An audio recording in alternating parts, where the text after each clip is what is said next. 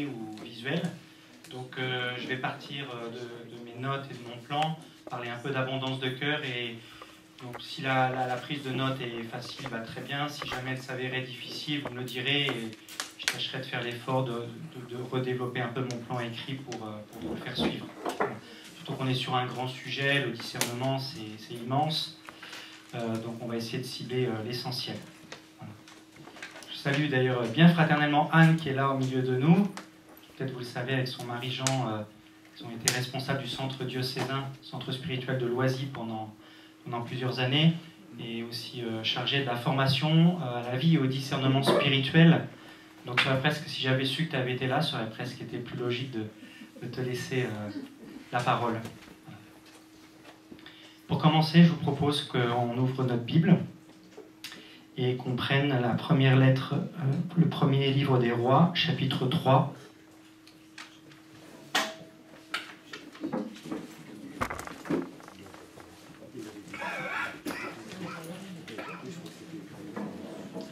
Donc, premier livre des Rois, chapitre 3, versets 4 et suivants.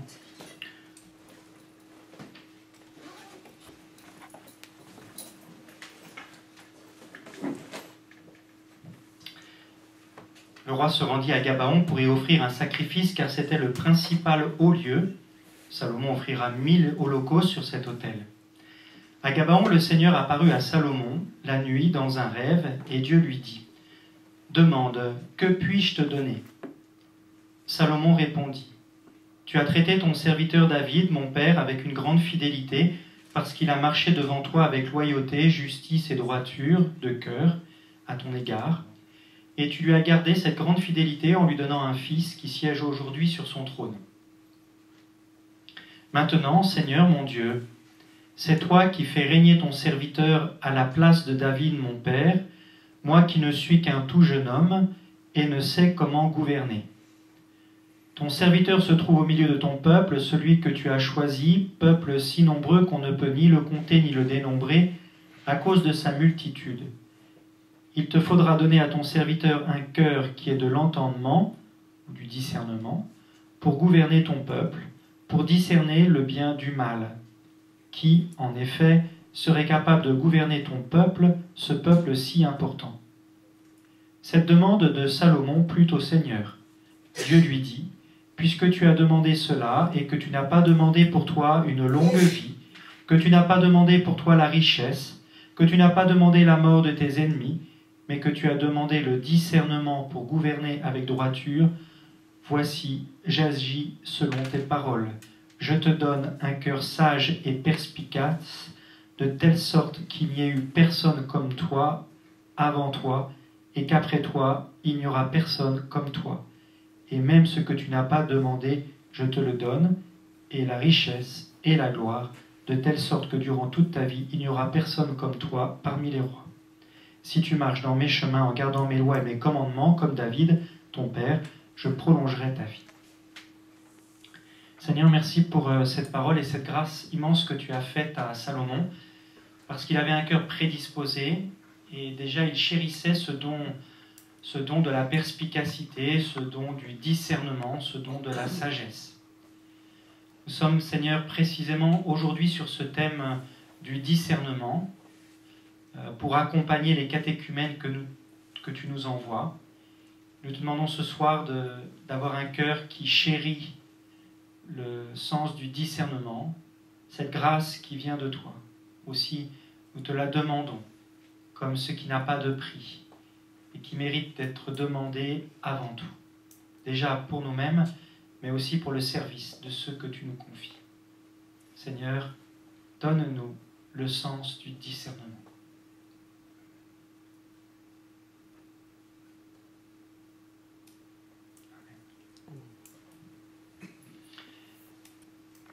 Donc nous allons parler de discernement, et le discernement, au fond, c'est un art. C'est un art très délicat qui, peut-être avec l'expérience que nous avons dans certaines situations simples, s'exerce de manière rapide. Mais souvent, nous sommes confrontés à des situations qui sont extrêmement complexes, où toutes les dimensions de l'existence sont enchevêtrées, et où le discernement, du coup, peut être très subtil et très long, très compliqué même. Donc, au moment où nous demandons le discernement, nous avons conscience de demander quelque chose de très précieux et qui va nous demander aussi de collaborer avec le Seigneur. Donc, quand on parle de discernement, on veut suggérer quoi? Que nous avons quelque chose en fait à scruter, à repérer, et spécialement ici, à repérer dans la vie de ceux que l'on accompagne. On peut faire un discernement sur les événements du monde, on peut faire un discernement sur soi-même, on peut faire un discernement, et c'est ce qui nous intéresse aujourd'hui spécialement, dans le cadre d'un accompagnement de catéchumène. Quand on dit qu'on va scruter, qu'on va discerner ce qui se passe spirituellement dans une personne, on peut avoir à l'esprit ici ce que Paul dit aux Romains, dans son épître aux Romains, au chapitre 12 et au verset 2, il dit ceci: « Ne vous conformez pas au monde présent, mais soyez transformés par le renouvellement de votre intelligence pour discerner quelle est la volonté de Dieu, ce qui est bien, ce qui lui est agréable, ce qui est parfait. » Dans ce verset, je veux retenir deux éléments. La première chose, c'est que au moment où nous demandons, donc comme Salomon, la grâce de pouvoir discerner, nous entendons dire en retour: laisse-toi transformer dans ton intelligence, sois renouvelé. C'est-à-dire que avant de commencer à parler de discernement de ce qui se passe dans la vie des autres, on a une conversion à vivre. Alors ce n'est pas le sujet, mais je le dis quand même. Voilà. Donc laissez-vous transformer, soyez renouvelés dans votre intelligence. Bref, soyez convertis. Et cela en vue d'être capable donc d'exercer un discernement. Et le discernement, ici, selon saint Paul, il porte sur quoi? Discerner quelle est la volonté de Dieu.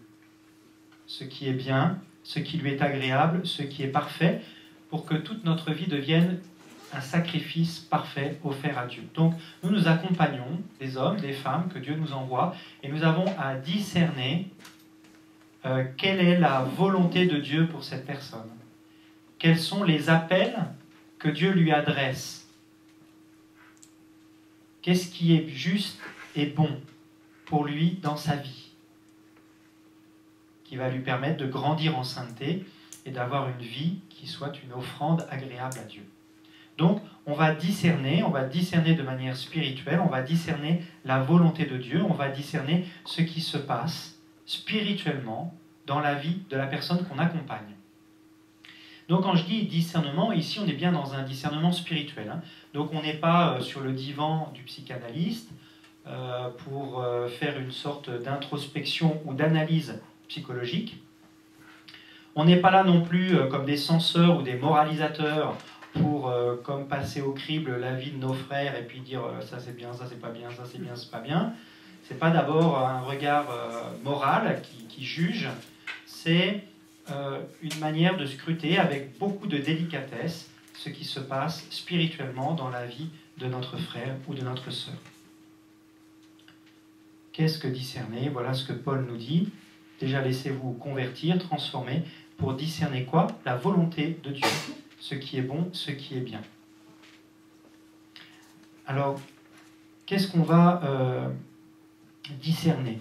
Les maîtres spirituels, et au premier chef, on pourrait mettre saint Ignace de Loyola, grand maître en la matière. Il s'agit pour nous donc de discerner ce qu'on appelle les motions de l'Esprit Saint, ou les motions intérieures dans notre vie. Les motions intérieures, c'est en quelque sorte les mouvements de notre âme qui sont soumis à un certain nombre d'influences. La plus belle des influences, et celle qui est vraiment constructive, c'est celle de l'Esprit Saint. Donc comment notre âme intérieure est mue par l'Esprit Saint, notamment. Quelles sont les motions intérieures, les mouvements de notre âme?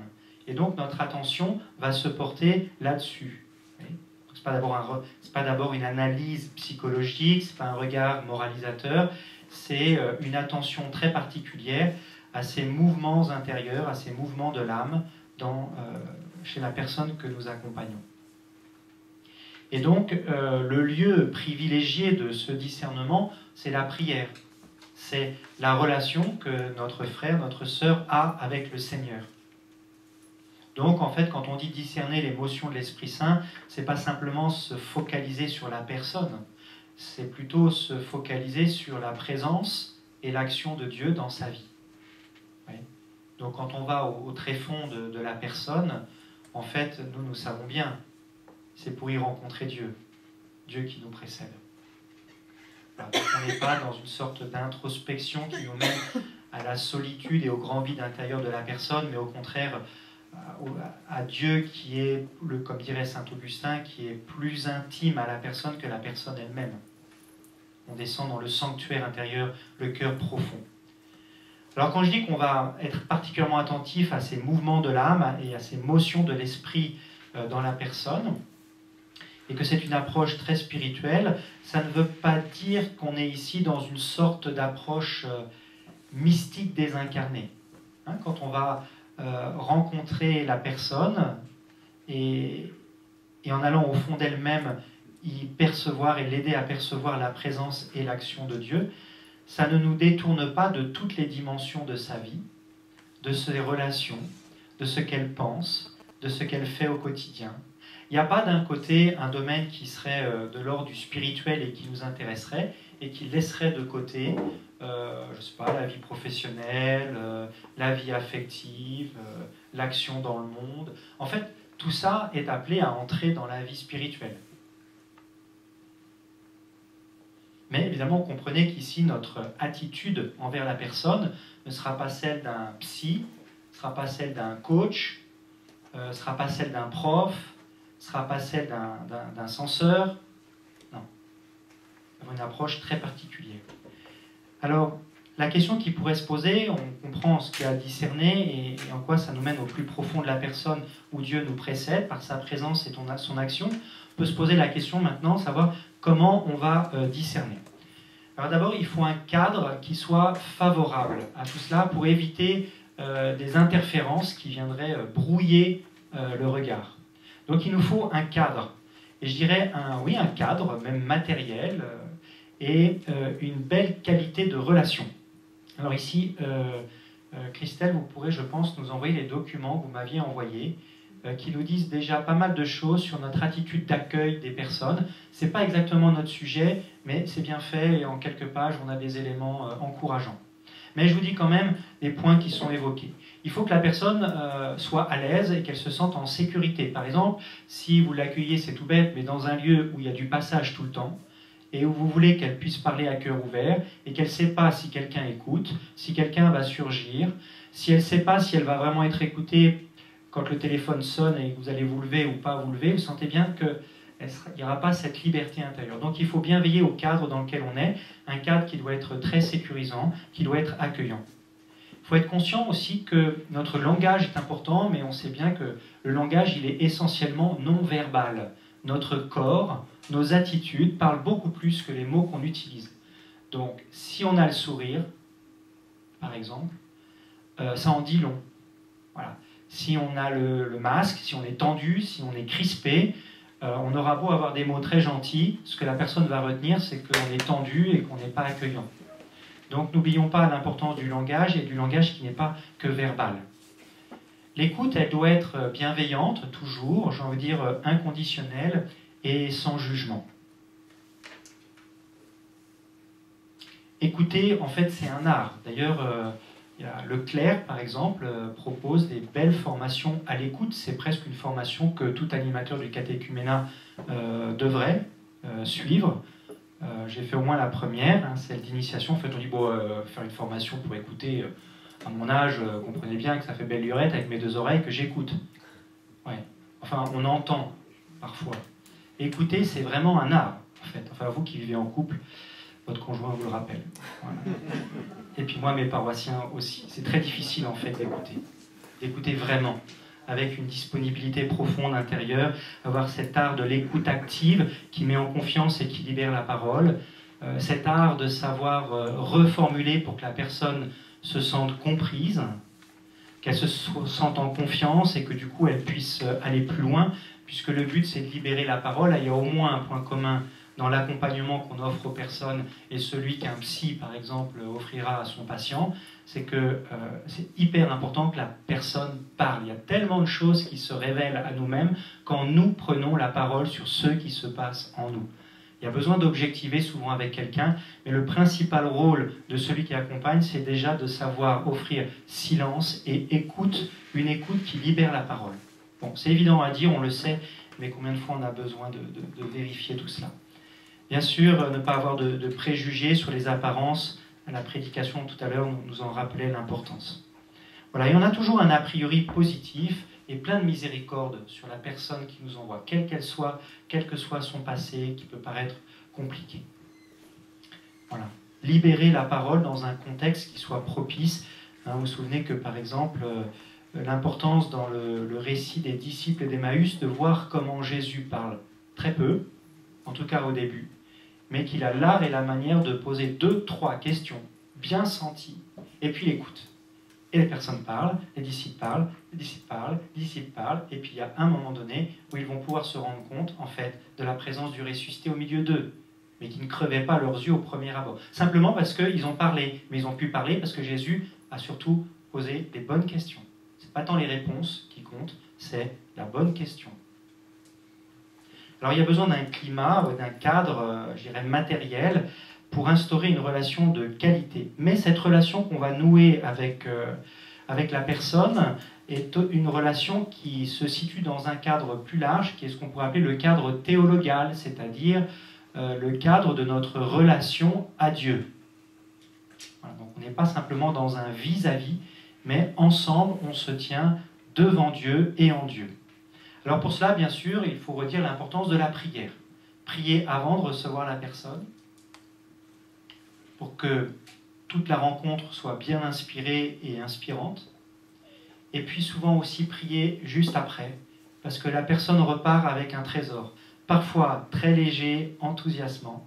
Parfois elle prend conscience de combat, de pesanteur. Et elle a pris des forces, mais elle a devant elle un combat.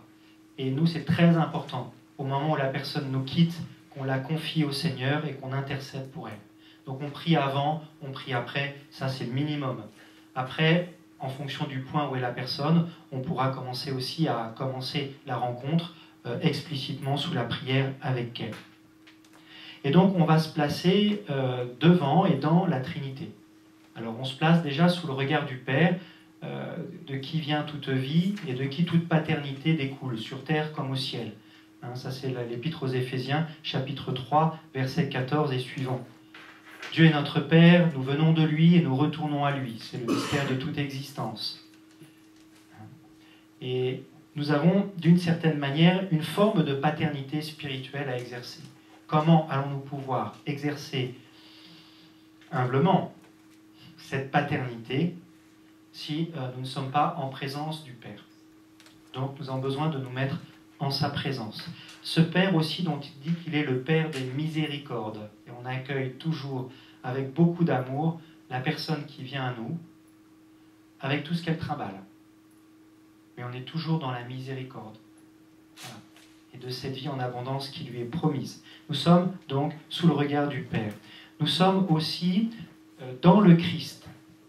Et je lis ici ce petit verset, Jean, chapitre 2, versets 24 et 25. Jésus ne croyait pas en eux, car il les connaissait tous, et il n'avait nul besoin qu'on lui rendît témoignage au sujet de l'homme. Il savait quant à lui ce qu'il y a dans l'homme. Donc il y en a un qui sait parfaitement, il y en a un homme qui sait parfaitement ce qu'il y a dans le cœur de l'homme, c'est Jésus. Et donc c'est dans une relation très intime avec le Christ que nous pouvons prétendre esquisser un discernement. Jésus, lui, sait. Lui connaît parfaitement la personne qui nous est envoyée. Et donc, s'il nous l'envoie, c'est que forcément, il y a des bénédictions qui sont prévues pour elle. S'il n'y avait pas d'avenir pour cette personne, Jésus ne nous l'enverrait pas. D'accord ? Il sait ce qu'il y a dans ce cœur de l'homme, y compris avec ses turpitudes, y compris avec son péché. Donc si Dieu, en Jésus-Christ, l'a choisi et nous l'envoie, nous ne pouvons que l'accueillir avec un a infiniment bienveillant, de manière inconditionnelle et dans la miséricorde. Jésus dira à la Samaritaine, tu as raison, la délicatesse, tu as raison de dire que tu n'as pas de mari, car tu en as eu 5, et celui avec qui tu es n'est pas ton mari. Quelle délicatesse, sans jugement de condamnation, mais simplement pour dire, tu sais, je te connais, je t'aime tel que tu es. Mon amour n'attend pas ta perfection. La personne qu'on accompagne doit sentir ça en notre présence, ça suppose que nous soyons vraiment dans le Christ. Et puis bien sûr, dans l'Esprit Saint, je ne vous lis pas tout le passage, mais vous pourrez le lire attentivement, dans la première aux Corinthiens, chapitre 2, versets 7 à 16. 1 Cor 2, 7, 16. En gros, qu'est-ce qui est dit ? Nous sommes humains et nous avons un esprit humain, et avec notre esprit humain, nous avons une capacité, en tout cas pour une part, à connaître ce qui se passe dans notre cœur. Qui peut connaître le cœur de Dieu, si ce n'est l'Esprit de Dieu? Et donc, puisque nous avons à discerner les mouvements de l'âme au souffle de l'Esprit, puisque nous avons à discerner la présence et l'action de Dieu dans la vie d'une personne, nous avons nécessairement besoin de l'Esprit Saint. On ne peut juger spirituellement des choses spirituelles que si notre esprit simplement humain s'unit à l'Esprit divin qui connaît toutes choses. Donc, on invoque aussi l'Esprit Saint au début de chacune de nos rencontres. Et c'est lui, l'Esprit Saint, qui reste le maître intérieur. Ce n'est pas nous le maître, hein. C'est l'Esprit Saint qui déjà nous précède. On va être de toute façon, pour discerner, dans une dépendance totale avec Dieu. Vous savez bien qu'au début, dans le récit de la Genèse, on a le droit de manger de l'arbre de la vie, parce que Dieu veut pour nous la vie et la vie en abondance, mais il y a un fruit qu'on n'a pas le droit de manger, symboliquement qu'on n'a pas le droit de se rendre intérieur, comme pour le dominer, c'est le fruit du bien et du mal, la connaissance de ce qui est bon ou de ce qui est mauvais. Donc nous n'avons pas accès à un vrai discernement par nous-mêmes. Ce n'est pas la sagesse humaine qui intervient ici, c'est la sagesse de Dieu qui est souvent folie pour l'homme, comme dit Paul.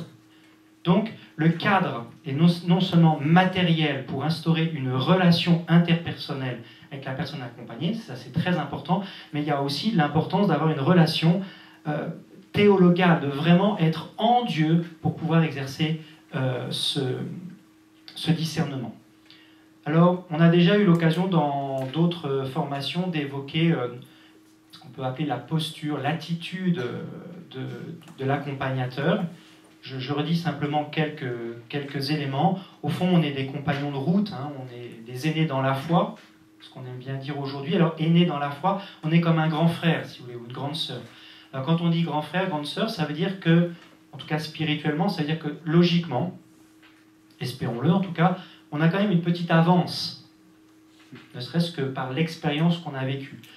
Parfois, ceux qu'on accompagne ont des expériences de Dieu qui sont tellement fulgurantes qu'on a envie de fléchir le genou, mais il y a une chose que eux n'ont pas et que nous avons, c'est l'expérience de la durée.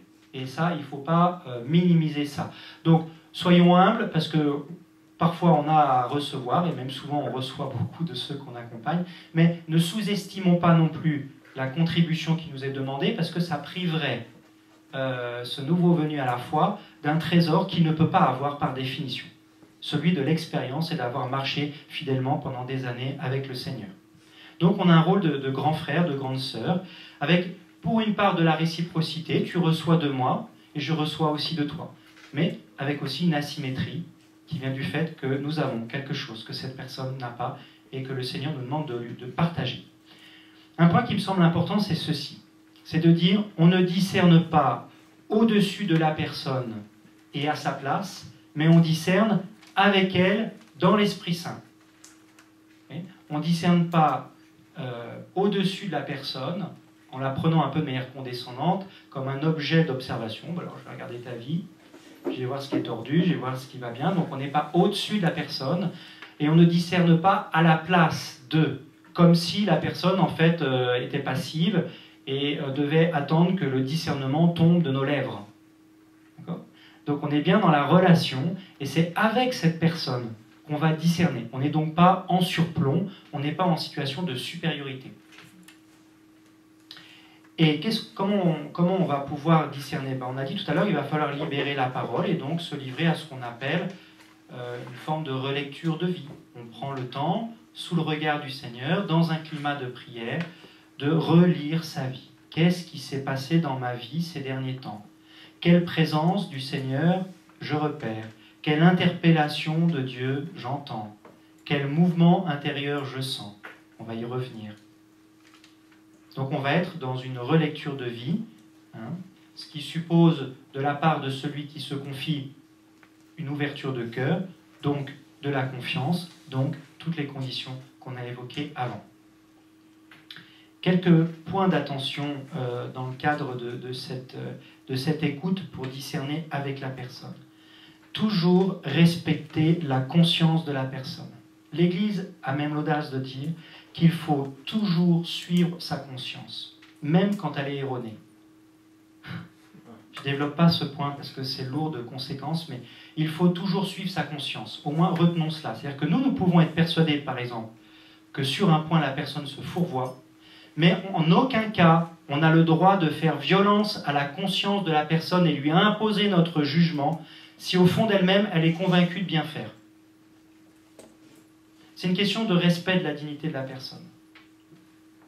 Donc on respecte toujours et de manière absolue la conscience de la personne. Sinon, c'est un viol. Voilà. Et donc, c'est pas parce qu'on peut avoir la conviction que vraiment la personne se trompe qu'il faut lui imposer quoi que ce soit. On respecte toujours la conscience et la liberté de la personne. À la fois, on a toute notre place à prendre à côté de nos frères. C'est ce que l'Église nous demande. Et en même temps, on se souviendra de ce que Jean le Baptiste disait à la fin de son ministère, quand Jésus commençait le sien. Il disait à ses disciples, voici l'agneau de Dieu.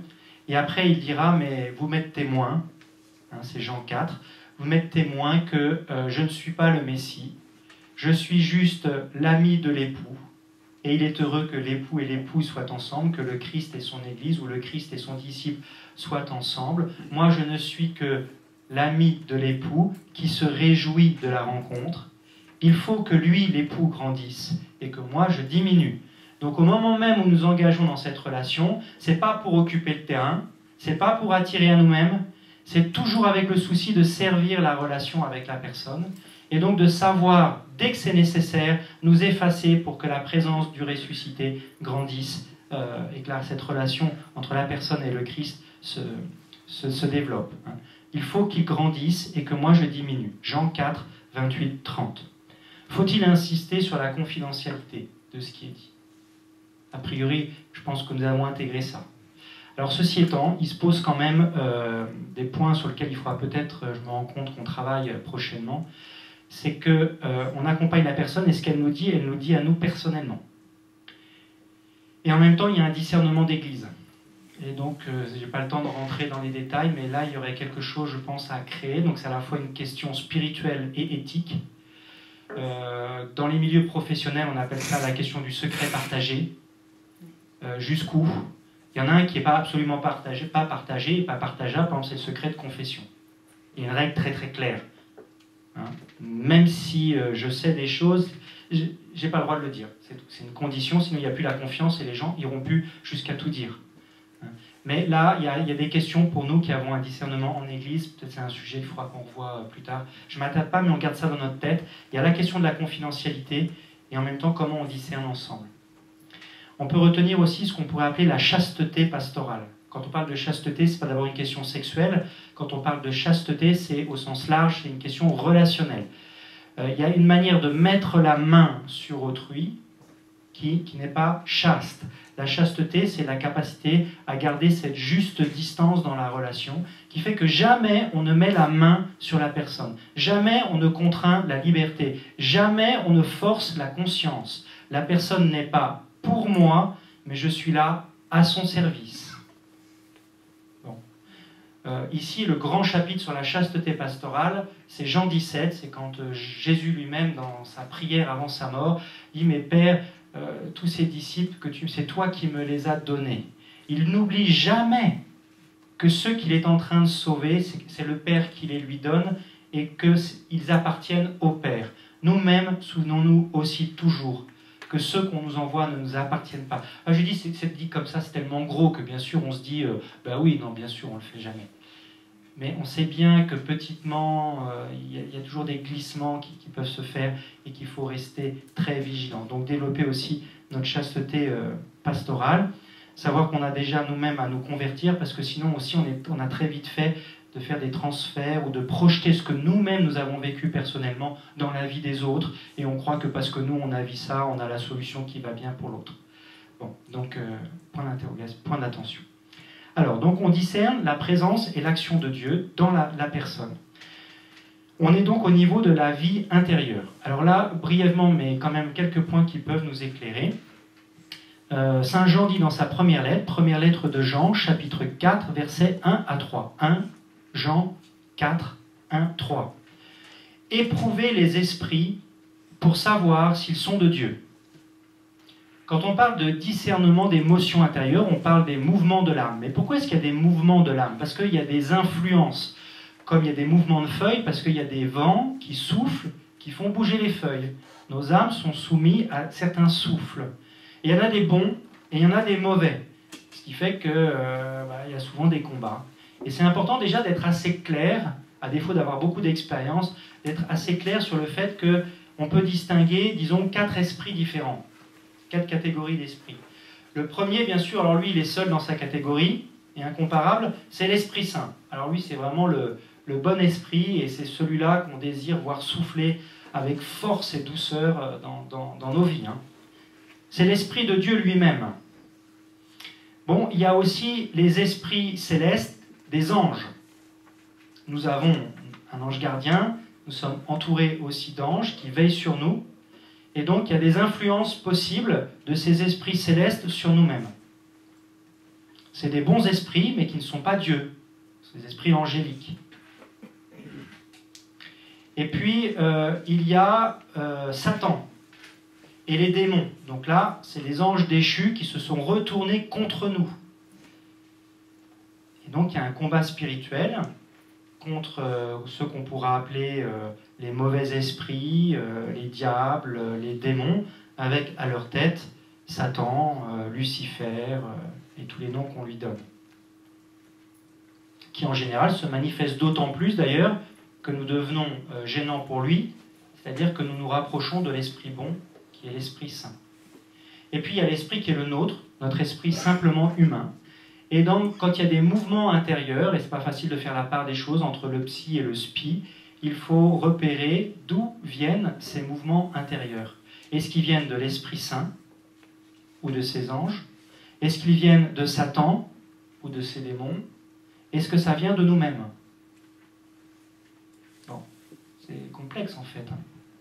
Mais c'est un peu tout ça qu'il faut avoir à l'esprit. Alors, on ne peut pas rentrer ici dans les détails, mais ayons bien à l'esprit que dans tout ce qui se passe en nous, ça peut venir de Dieu, ça peut venir du malin, ça peut venir de nous. Parfois c'est clair, parfois c'est pas si clair que ça. Voilà, 1 Jean 4, 1, 3. Éprouvez les esprits pour savoir s'ils sont de Dieu. Alors, discerner les motions intérieures, c'est aussi repérer ce qu'on pourrait appeler le fruit de l'Esprit Saint, ce qu'on appelle le fruit de l'Esprit Saint, en Galates 5, 22. Donc le fruit de l'Esprit Saint, c'est la charité, c'est la joie, c'est la paix, la patience, la bienveillance, la maîtrise de soi, etc. Et donc dans cette belle liste, on peut retenir déjà les 3 premiers, la charité, la paix, la joie. La charité, bah oui, qu'est-ce qui se passe de l'ordre de l'amour dans la vie de la personne? Dieu est amour. Qu'est-ce qui se passe de l'amour, d'un don de la personne, d'un don d'elle-même? Repérons ce qui est de l'ordre de l'amour. Repérons ce qui est de l'ordre... Alors quand on dit repérer de l'amour, c'est-à-dire forcément aussi quand on tâche de discerner où est l'amour, on discerne aussi souvent qu'il y a du péché. En fait, le péché, c'est le contraire de l'amour. Discerner la paix ou au contraire le trouble. Discerner surtout la paix profonde et une paix stable. Alors là, quand la personne est dans son tréfonds, est vraiment en paix et durablement en paix, là, il y a vraiment quelque chose souvent qui est de Dieu. Hein. C'est un signe très très fort, si en tout cas la paix est profonde et durable. En tout cas, si on est dans le trouble profond, l'inconstance, par exemple, ce n'est pas un très bon moment pour prendre des décisions. On n'est pas en paix avec Dieu, il y a quelque chose de tourmenté, et donc il faut laisser décanter.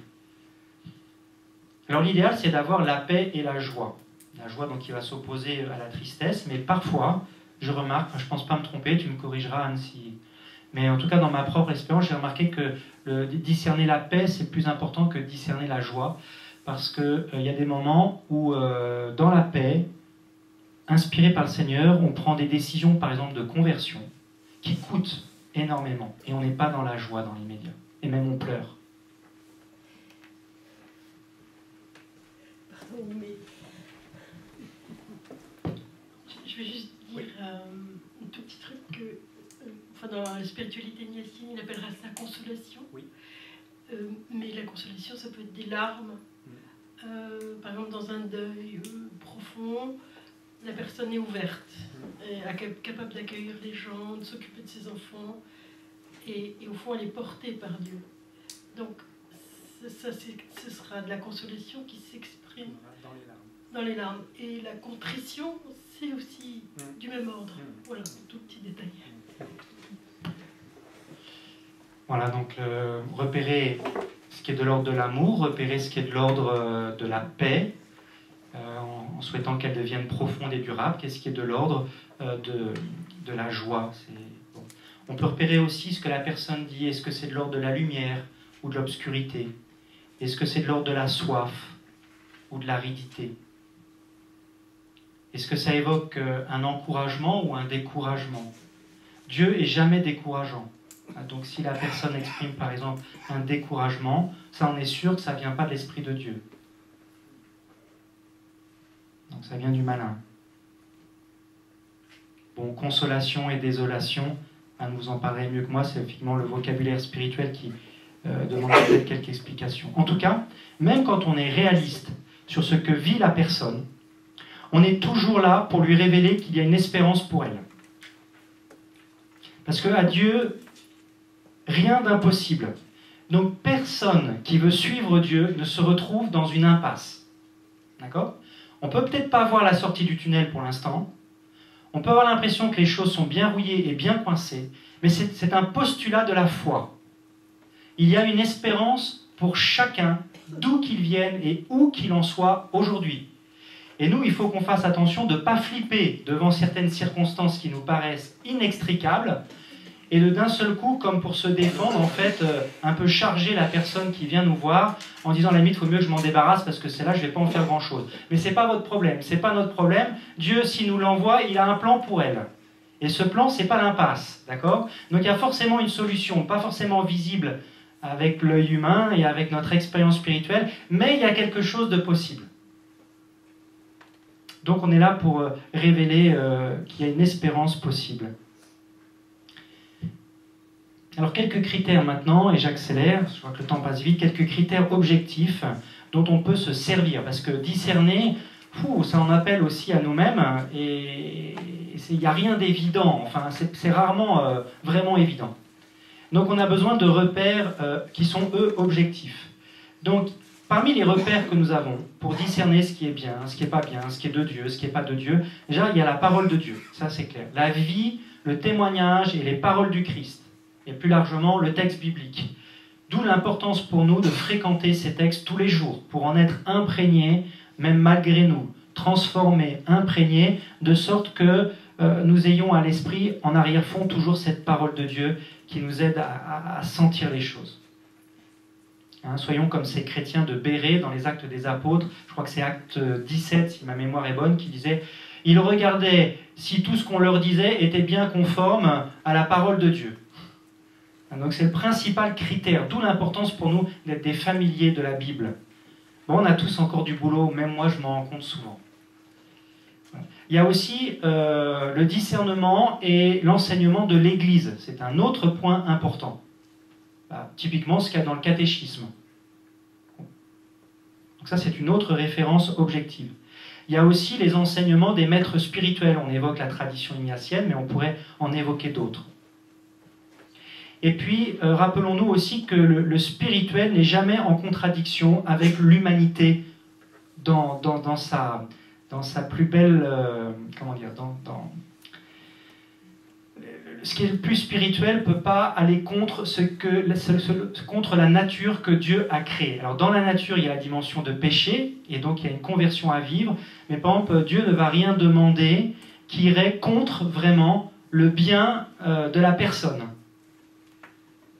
Alors des fois, il y en a qui, au nom de la spiritualité, vont avoir des conseils, par exemple, complètement décalés. Par exemple, Ignace raconte que même au début, lui-même, il s'était fourvoyé, parce qu'il pensait que pour faire pénitence, ça valait le coup, par exemple, de rogner ses nuits, pour faire pénitence plus longtemps dans sa journée, et que ça, ce serait vraiment spirituel. Et à un moment donné, il a compris que non, il fallait qu'il aille se coucher.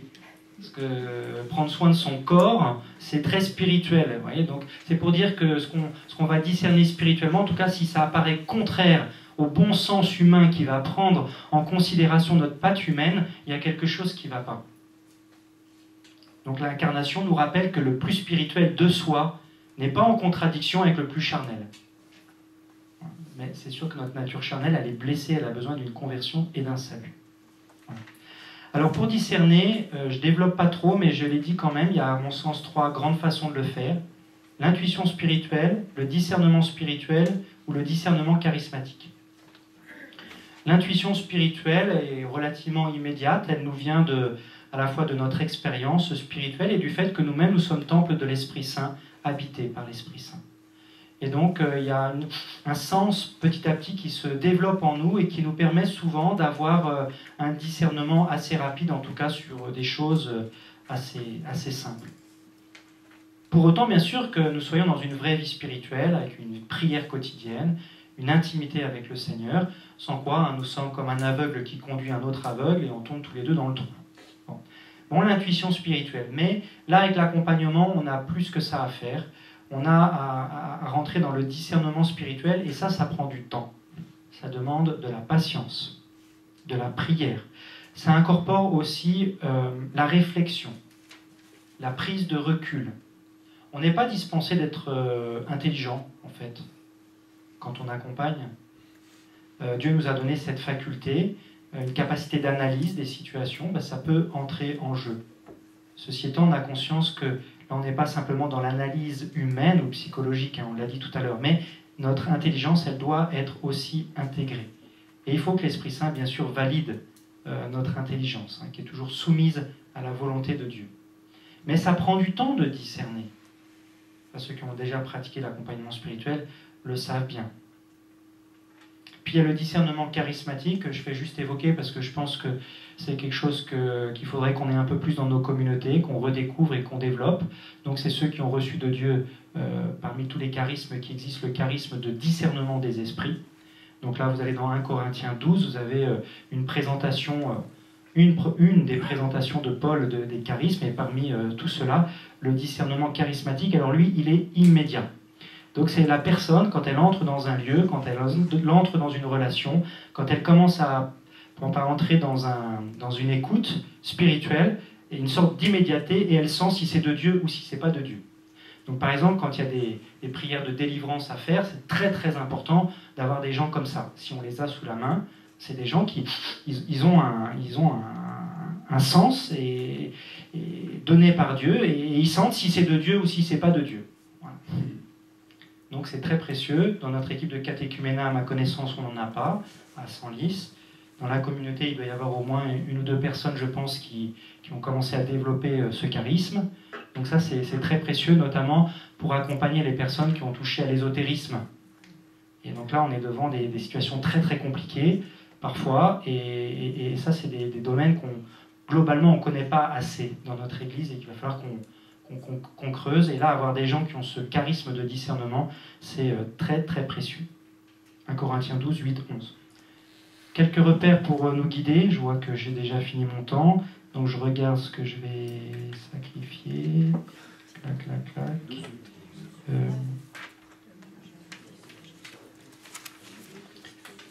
Donc quelques règles qui peuvent nous guider.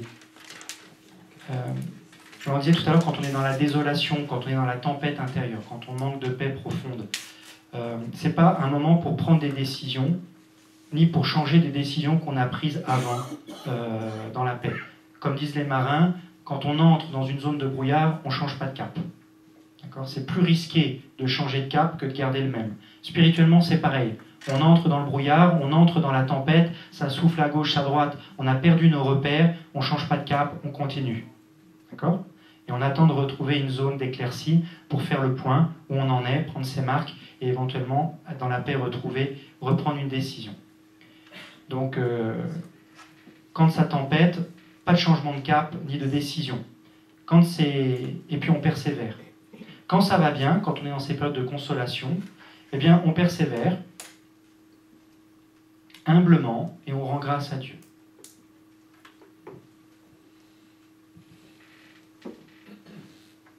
Puis on tâche de grandir en humilité. Voilà. Parce que là, le piège, c'est quand tout va bien, c'est de s'enorgueillir et d'oublier que ça nous vient de Dieu.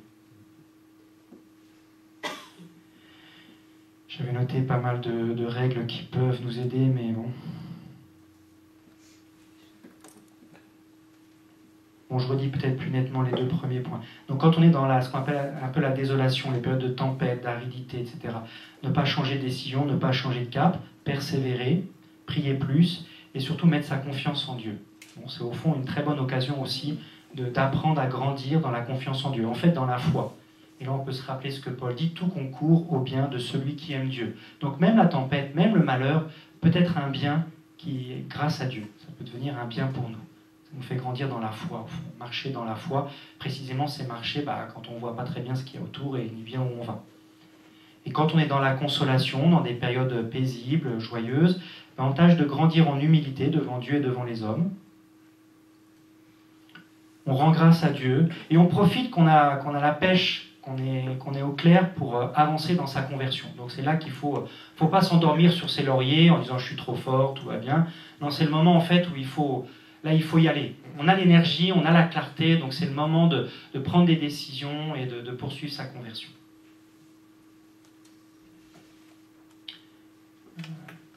Une autre règle, c'est sûr que quand il y a des choses violentes qui se passent à l'intérieur de la personne, ce n'est pas de Dieu. Dieu n'agit pas avec violence. Dieu agit souvent, parfois avec puissance, mais toujours avec douceur. Voilà. Puissance et douceur sont des signes de Dieu, mais s'il y a puissance et violence, si c'est un coup à gauche, un coup à droite, si c'est rude, si c'est âpre, ça c'est pas de Dieu. Vous voyez ? Dans le discernement, ça peut aider.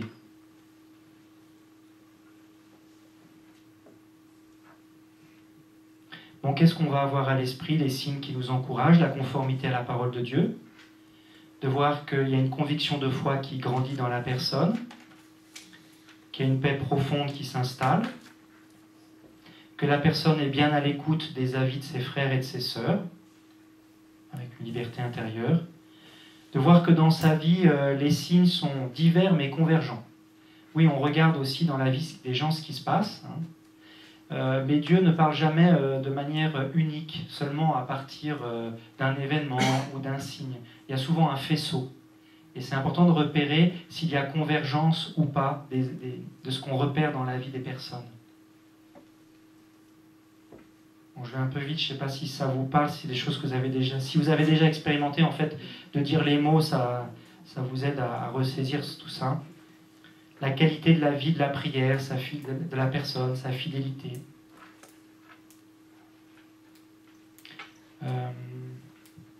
Sa patience aussi, voilà. Est-ce qu'elle prend des décisions sur des coups de tête ou est-ce qu'elle laisse mûrir et est-ce qu'elle respecte aussi le temps de Dieu? Quelques points de vigilance rapidement pour nous.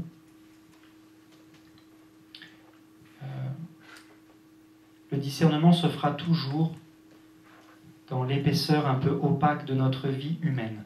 Il n'y a pas si on parle de discernement, ça veut dire que la lecture, l'observation de la réalité ne se comprend pas de manière immédiate. Il y a besoin d'un travail.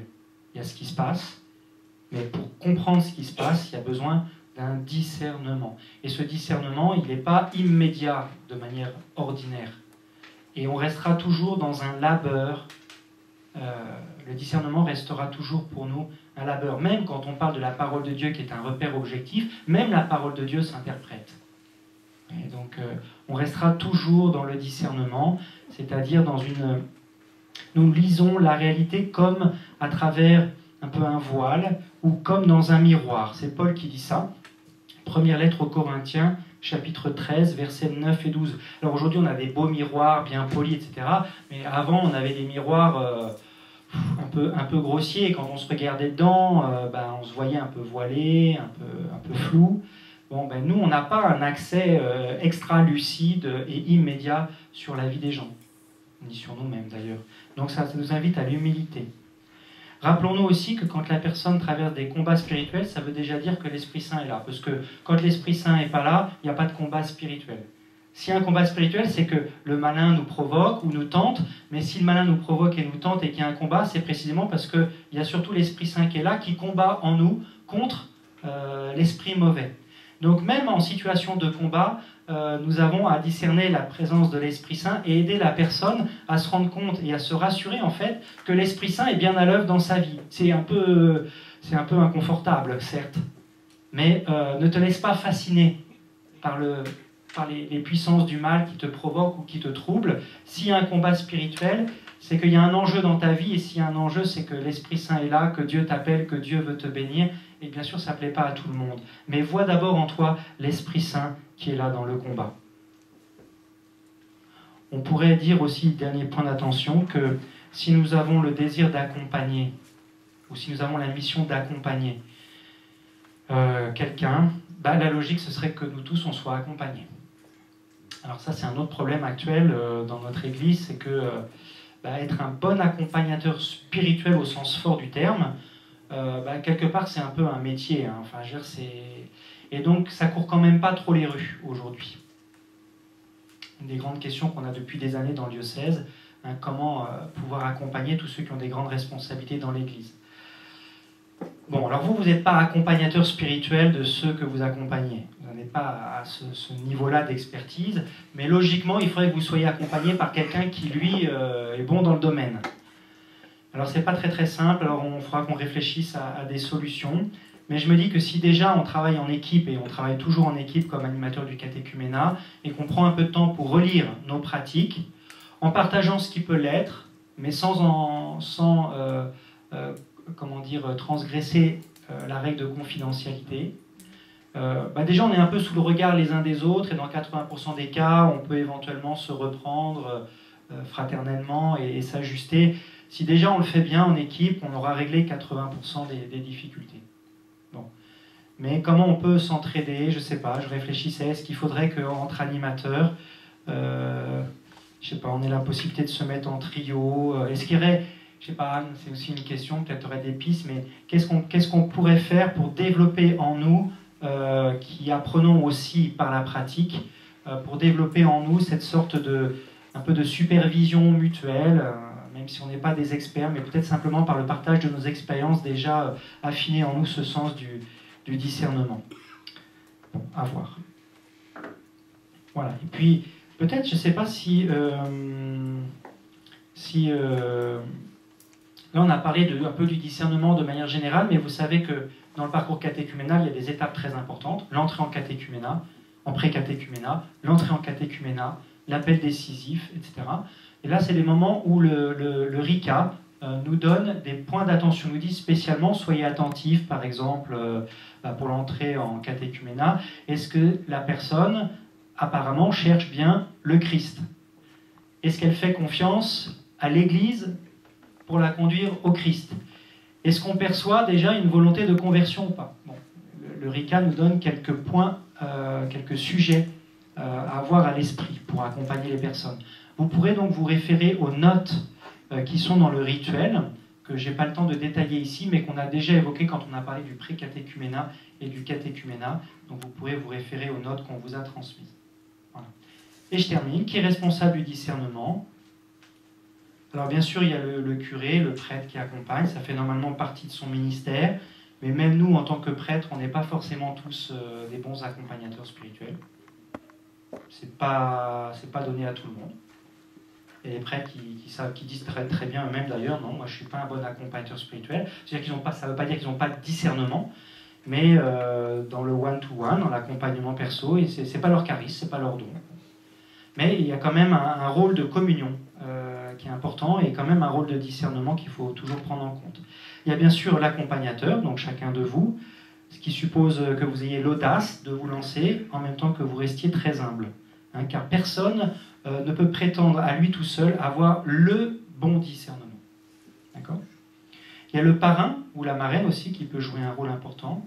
La communauté aussi. Et puis l'équipe catéchuménale.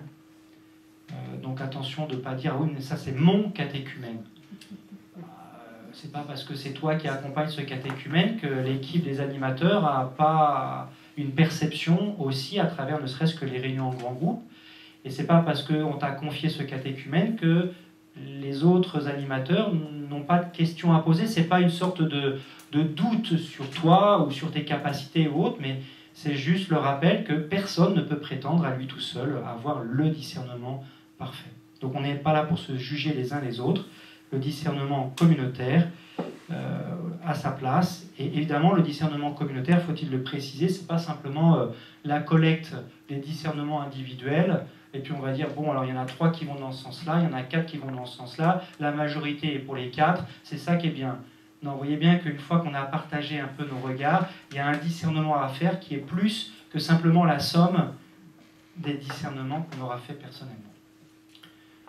Bon, voilà. J'essaie de dire des petites choses, mais je ne sais pas si on va avoir un petit quart d'heure, c'est ça, pour laisser décanter. Vous voulez présenter la suite ou non?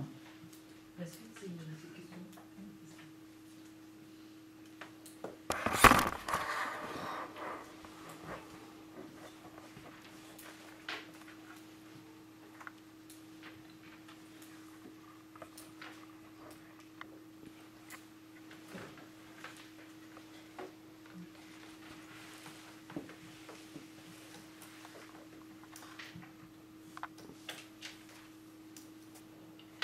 Donc j'ai cru comprendre, peut-être je crois que c'est vous qui êtes récemment baptisé.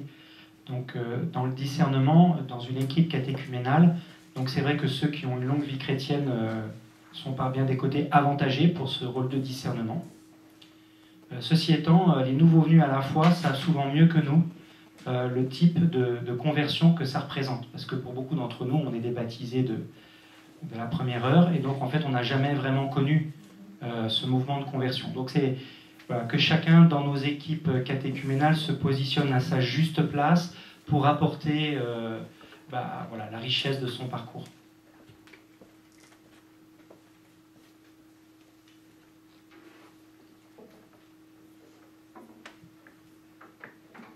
Ça peut être une question ou ça peut être un complément, hein, ou je sais pas. Ou...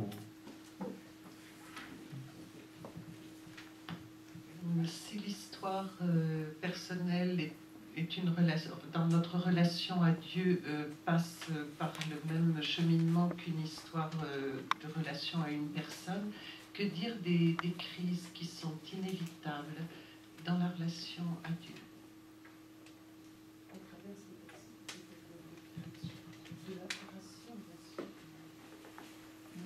Que dire à la personne qu'on accompagne quand elle est en crise, enfin quand elle...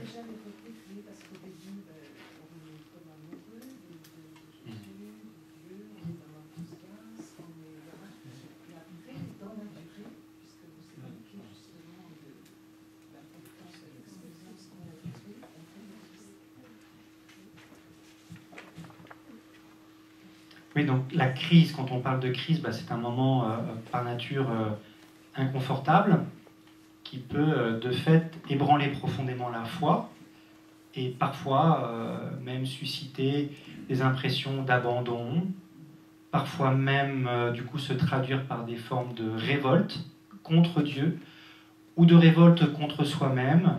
Dieu m'a tellement comblé, quand je vois où j'en suis aujourd'hui, je suis vraiment qu'un pauvre nul, quoi. Alors là, le malin, il se précipite sur la faiblesse de la personne qui commence à se dénigrer et à se dénigrer. Donc c'est un moment où il faut être très vigilant et où nous qui avons l'expérience de la vie chrétienne, nous savons que, comme comme après la pluie, il y a le beau temps, et qu'il ne faut pas se laisser... c'est pas le dernier mot, le fin mot de l'histoire, c'est juste un moment difficile à passer, un moment inconfortable.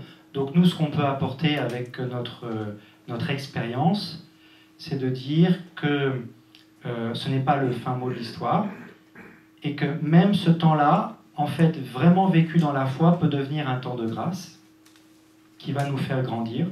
Et d'ailleurs, je pense que souvent, quand on regarde, c'est souvent les moments d'épreuve qui nous ont fait le plus grandir dans notre histoire. Et que la vie chrétienne, on parlait tout à l'heure de cette personne-là qui espérait beaucoup envers le Seigneur au moment de sa conversion, et on se disait, on espère qu'elle n'a pas un rapport trop magique à Dieu, comme si c'est ça qui allait effacer toutes les difficultés, parce que nous, entre guillemets vieux chrétiens, on sait bien que le fait d'avoir la foi ne nous empêche pas de traverser des épreuves comme tout le monde. On n'est pas sorti de la condition humaine du fait qu'on a rencontré le Seigneur. On aura notre lot de difficultés. Ceci étant, une chose est d'avoir des difficultés, une autre est de les vivre avec ou sans Dieu. Et c'est ça qui change tout. Et donc, c'est d'aider la personne à dire que dans la vie humaine, comme dans la vie spirituelle, il y a des moments difficiles, disons de malheur, et il y a des moments heureux. Mais que ce n'est pas forcément dans le malheur qu'on grandit le moins spirituellement. Tout concourt au bien de celui qui aime Dieu. Donc là, il faut aider la personne à se focaliser sur le Christ, et non pas sur les difficultés, et à vraiment renouveler sa foi en elle. Et nous, on est là pour dire, mais et en plus, tu n'es pas tout seul. Tu as la chance d'être dans l'Église. Alors ici, il y a le texte biblique vous savez, où Pierre est dans la barque avec les apôtres, ça tempête de toutes parts, et puis il y a Jésus qui arrive et qui marche sur les eaux. Et j'aime beaucoup ce passage parce que tout le monde commence à avoir peur. Jésus dit, mais viens, viens. Et parce que Pierre, il dit, si c'est toi, Seigneur, dis-moi de venir et de marcher aussi sur les eaux. Puis le Seigneur dit, viens. Et en fait, il regarde Jésus qui l'invite et il marche sur les eaux. Et puis à un moment donné, il commence à détourner son regard du Christ pour regarder à gauche et à droite. Et là, qu'est-ce qu'il voit? La hauteur des vagues. Là, qu'est-ce qu'il entend? Le vent qui souffle et qui tempête. Et d'un seul coup, en fait, il se détourne du Christ pour regarder les difficultés qui se déchaînent autour de lui, symboliquement les forces du mal. Et comme il est impressionné par les forces du mal et qu'il a détourné son regard du Christ, il plonge. Et il va s'en sortir parce qu'il va saisir la main du Christ, mais pour saisir la main du Christ, c'est parce qu'au moins il regarde la main pour la saisir. Et donc on voit bien que dans la tempête, peu importe au fond que ça souffle beaucoup, pas beaucoup, peu importe la hauteur des vagues, pour autant qu'on reste focalisé sur le Christ. Et finalement, c'est vrai que c'est souvent dans les épreuves qu'on apprend ça. Quand tout va bien, d'une certaine manière, on peut se passer parfois de regarder bien le Christ dans les yeux. Mais dans la tempête, il faut apprendre ça. Donc il y a ce passage de la tempête apaisée qui peut nous aider à accompagner la personne dans cette crise. Et puis une autre image qui m'était venue il y a quelque temps aussi dans le combat spirituel ou dans les crises, c'est ce que vous savez, dans Astérix et Obélix. Donc il y a la technique de la tortue. Donc quand on veut attaquer le camp adverse, donc les soldats en fait, tous ceux qui ont des boucliers, ils se mettent à l'extérieur et puis ils font un grand carré. Et puis avec leurs boucliers, ils se mettent tous boucliers joints les uns à côté des autres pour faire comme une sorte de muraille de fer. Et puis il y en a d'autres qui mettent les boucliers au-dessus. Et donc ils sont protégés sur la gauche, sur la droite, sur le devant, sur le derrière et sur le dessus. Et puis face à l'ennemi qui envoie ses flèches enflammées, et bien là ils sont bien protégés et ils avancent. Et puis donc il y a tous les autres soldats et spécialement les personnes les plus fragiles qui sont là au milieu. Et la tortue elle avance et les flèches enflammées ne blessent personne. C'est une belle image pour moi de l'Église. Donc c'est dire voilà, t'es pas tout seul. Aujourd'hui tu découvres la foi chrétienne. Et bien sûr, le malin, il n'a spécialement pas envie que tu continues avec le Christ. Mais toi qui en es à faire tes débuts, qui es encore un enfant dans la foi, sache que tu es dans la tortue, tu es au cœur de l'Église. Le Christ est ton rempart, son corps, l'Église, est ton rempart contre les flèches enflammées de l'adversaire. Mais donc reste bien dans l'Église. Surtout que la difficulté ne te pousse pas à t'éloigner de l'Église. Parce que là, pour le coup, tu sors de la tortue, tu sors de la zone protégée. Et là, c'est aussi l'occasion d'apprendre non seulement la foi en Dieu, mais j'ai envie de dire la confiance en l'Église. Et le Seigneur le veut aussi. Voilà. Et puis pour les catéchumènes qu'on accompagne, on n'oubliera pas que, par exemple, il y a les rites d'onction. Il y a les prières de bénédiction. Et donc, quand les personnes sont dans la tourmente, bah là, il faut sortir l'artillerie. Il faut aller à l'artillerie. L'Église nous donne des armes spirituelles pour tout ça. Hein, comme dit saint Paul, ne nous trompons pas, c'est pas contre les forces humaines que nous sommes en combat, c'est contre les forces spirituelles. Et donc, revêtez l'armure de la foi, le casque du salut, etc., la ceinture de la vérité. Donc, on a des armes spirituelles. Le RICA nous en donne un certain nombre. Bon, ben, quand il faut dégainer, on dégaine. Hein. Mais encore faut-il avoir... D'accord? Donc, on a tous quelques cartouches autour de la ceinture, autant en profiter.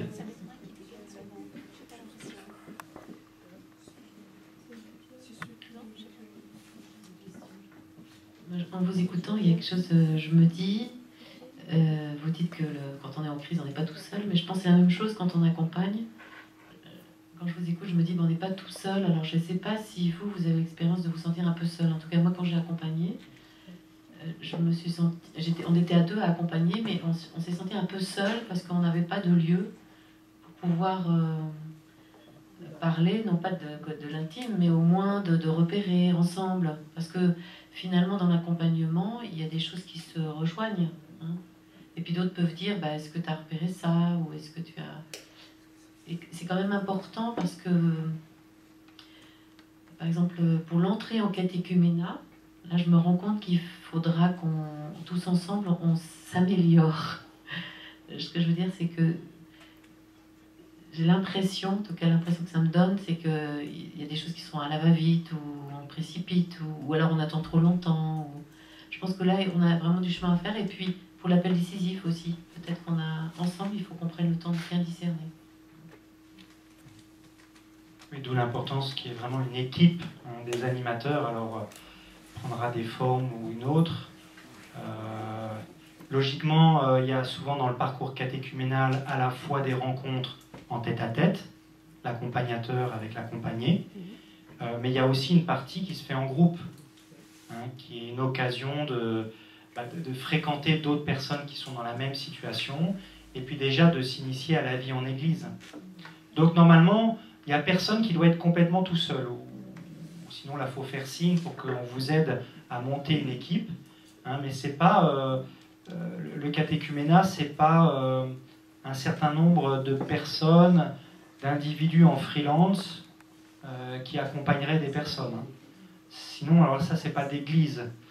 Donc, il y a des moments où vous êtes avec votre catéchumène, il y a des moments où les catéchumènes sont réunis et où tous les animateurs sont réunis, ce qui fait d'ailleurs que ça permet à ce que d'autres que vous aient aussi une perception de l'évolution de la personne. Et d'ailleurs, c'est parfois en voyant les gens de temps en temps qu'on perçoit des évolutions mieux que quand on accompagne les personnes, par exemple, tous les 15 jours. Il y a des choses qui sont plus flagrantes encore quand on voit les personnes ponctuellement.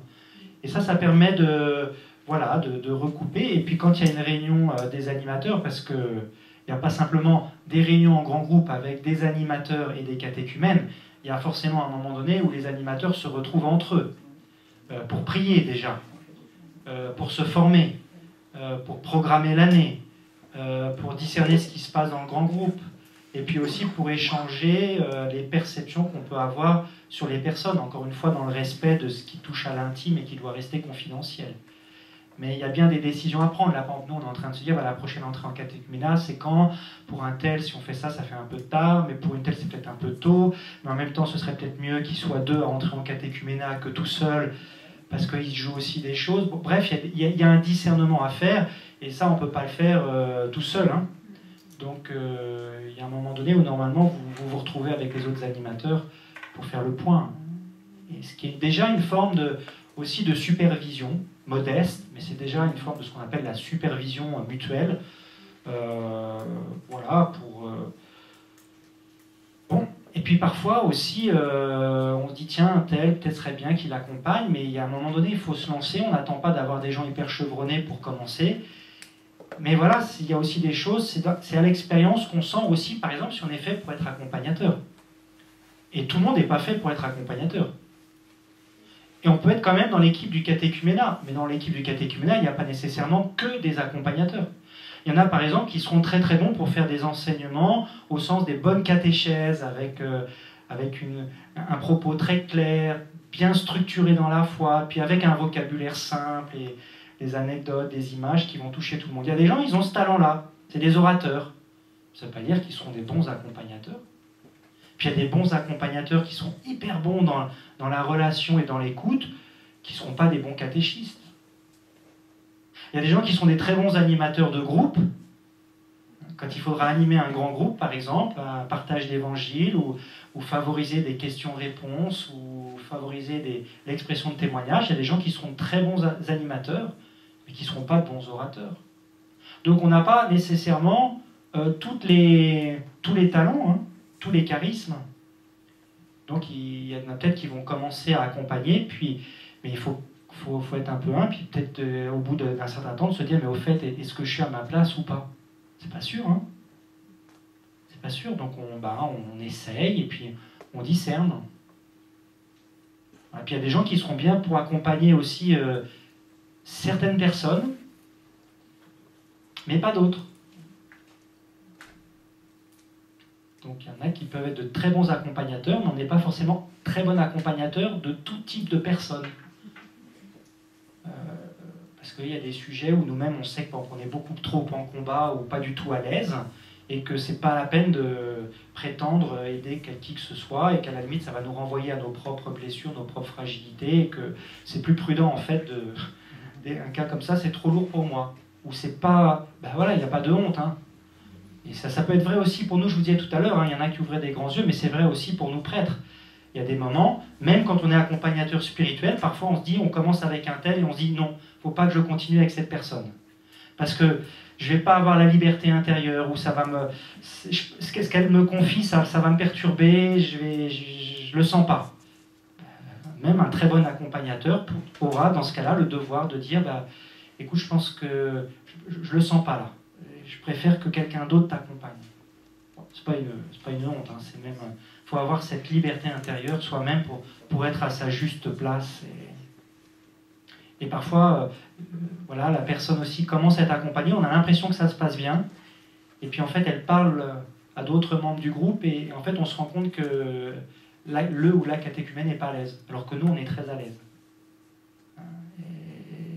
Donc des fois on voit pas bien qu'il y a un malaise, et à un moment donné ça casse, sauf si les autres ont été attentifs et que éventuellement on tend une perche, ça va, tu es content de ton accompagnement, bah non, d'accord, donc il faut pas que ça nous humilie si c'est le cas, hein, il y a aussi des questions de personnes, de psychologie qui interviennent. Chez nous il y a des gens qui sont hyper bavards, puis il y en a qui sont hyper réservés. Il y a des gens qui sont hyper bavards, et alors avec d'autres qui sont très, très volubiles, ça marche super bien. Mais il y en a d'autres qui sont réservés, alors vous les mettez avec un accompagnateur bavard, alors là ils sont écrasés. Bon, alors pourquoi ça marche bien avec un tel, pourquoi ça marche pas avec un autre? C'est des questions de personnalité, là, c'est même pas des questions d'abord de spiritualité, voilà, c'est notre humanité. Hein.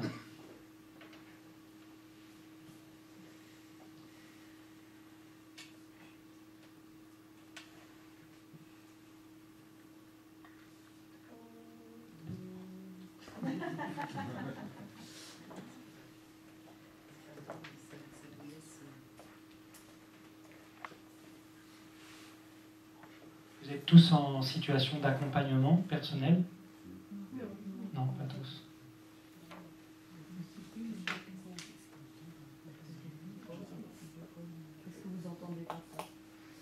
Vous accompagnez tous qui est de la... Est-ce que dans la relation personne à personne?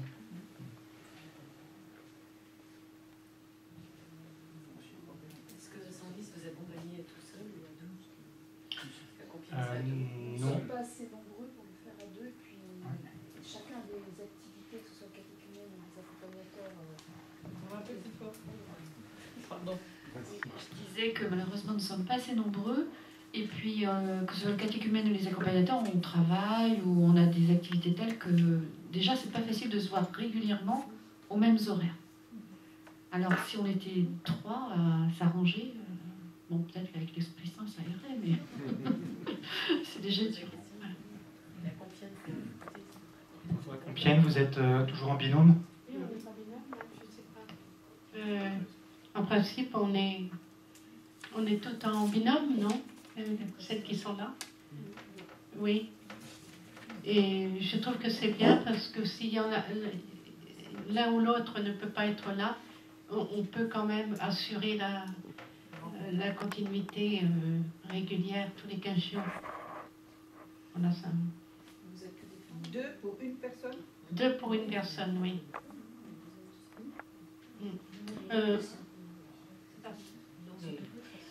En fait, nous, on accompagne une jeune femme. Enfin, donc, voilà, moi, j'accompagne avec un ami qui est pilote, donc qui est arrivé ce matin, qui parle.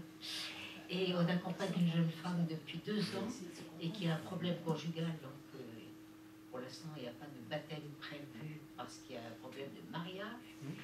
Et on ne l'a pas fait depuis très longtemps. Et je voulais savoir si le rythme devait changer, devait être moins soutenu. Enfin, on est un peu en période d'attente pour l'instant. On fait aussi comme on peut. Je sais pas, en moyenne, vous voyez, dans l'accompagnement donc personnel, vous voyez les catéchumènes tous les combien? 15 jours, toutes les semaines? Toutes les semaines ou toutes les 3 semaines, toutes les 2 semaines? Oui, donc on est quand même sur des rythmes assez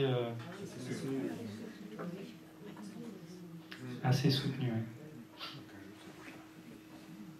Ces questions délicates aussi qu'on évoquait, ça me fait penser à un point que j'ai pas vraiment évoqué tout à l'heure dans l'exposé, mais donc il y a effectivement toutes ces situations un peu délicates qu'on connaît, et ça demande, je dirais, une bonne habileté au bon sens du terme, à la fois pour savoir tendre des perches pour que, si la personne est disposée, elle puisse parler de ces situations qui peuvent être embarrassantes.